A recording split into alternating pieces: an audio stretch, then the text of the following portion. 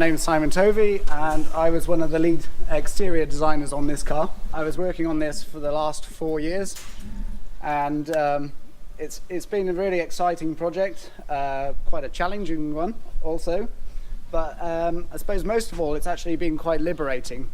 Liberating because we've got a new powertrain, and this powertrain enabled us to come up with something completely new, a completely new proportion to the car basically. The battery pack sits between the wheels, which then accentuates the wheelbase of this car. So we have the wheels really move to the corners of this car, and then the motors sit between the wheels. Therefore, we can have very short overhangs, both front and rear. What it also means is that we can also have a very short bonnet. We don't have that engine in there anymore. So why have a big bonnet? So what we did is we moved the A-pillar forward. This first accentuates the cabin of the car, but also then gives the car like this vision of a mid-engine sports car. Really exotic, really exciting. And for us, the inspiration for this was the CX-75, which was the previous mid-engine supercar that we did.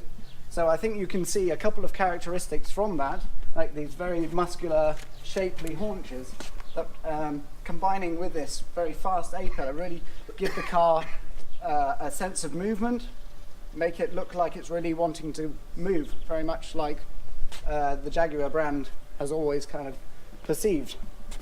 Let's move around to the front then, if you want to all come round so I can just describe a couple of things around here.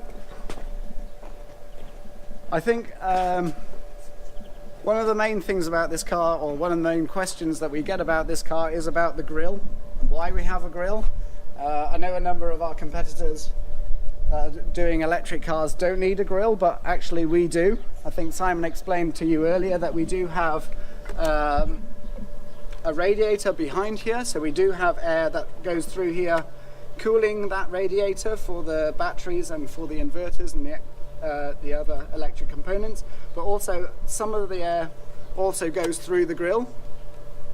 Second reason is that because we have such a different proportion to the rest of the range, everything has this long bonnet and everybody knows this characteristic as a Jaguar, we wanted this car to be instantly recognizable as a Jaguar. So we have the grille so that you instantly recognize it.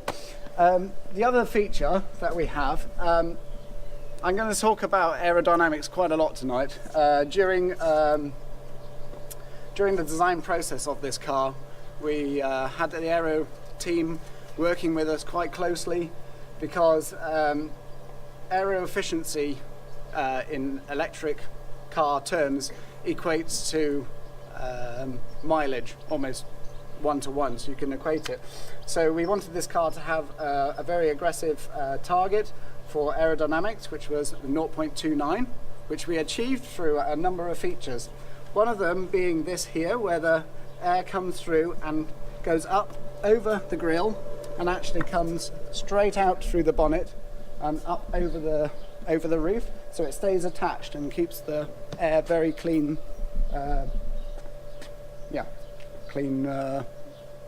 direction, I suppose.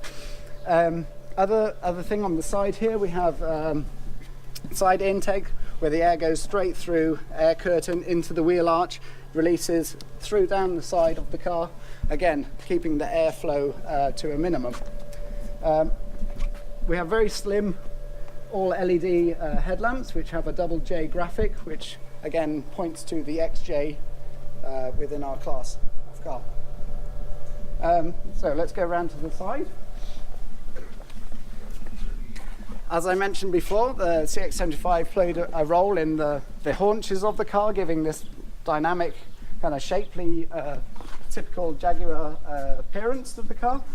But I think one of the things you'll notice about the side is actually quite sheer in comparison to most of the Jaguar cars. We have quite a bellied or barrel roll surfacing.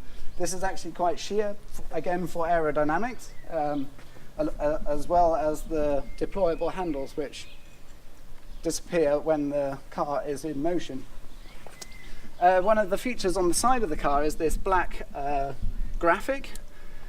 Because we have the battery pack underneath the usual car package, we have quite a deep door section. So this black graphic breaks up that height, I suppose, and gives it a bit more length, and also accentuates the shape of the car. These sculptural tabs on the side of the car again help air flow around the wheels. And another feature, the DLO, again hints at the XF and XE class cars that we have, which is the hockey stick kind of graphic. If we go around to the rear then, the rear is the favourite part, well, my favourite part of the car.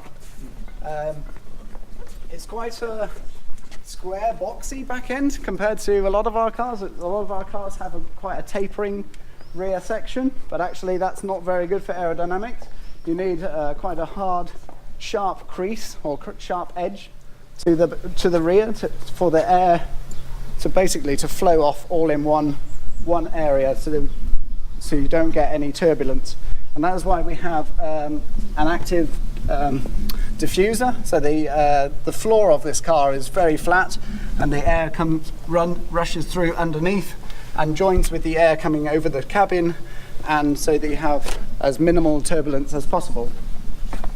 A couple of features around the rear is this spoiler, as I was describing earlier to one of your colleagues, is that one of the best shapes for aerodynamics is actually like the Tesla X or the BMW X6, which is a coupe line and a very high tail.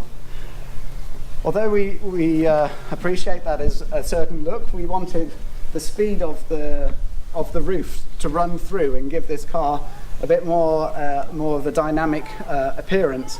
So what we worked with the aerodynamics team is that this spoiler is actually more like a wing.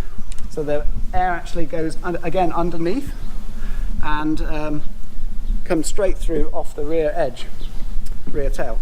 The rear screen is quite interesting in itself because it has a hydrophobic coating to it so that water doesn't stick to it, and then combining it with the air that rushes through, it cleans it as it drives, so you never need a wiper. I think that's pretty much for the exterior. If we want to have a look on the interior, hydrophobic. Snowphobic. So the interior, I suppose that the main story about the interior is, again, based on this A-pillar, movement forward, means that the driver and the forward occupants can move also forward, allowing the rear occupants a lot more space than usual.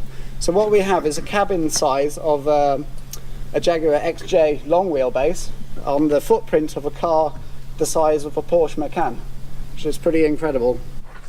The dashboard and the philosophy of the interior is basically to make the most of this interior, to make it interior size, and to make it feel light and airy. So you'll see a lot of things, including the center cluster open with air you can see the air and everything running through it, and very open and very clean and very simple.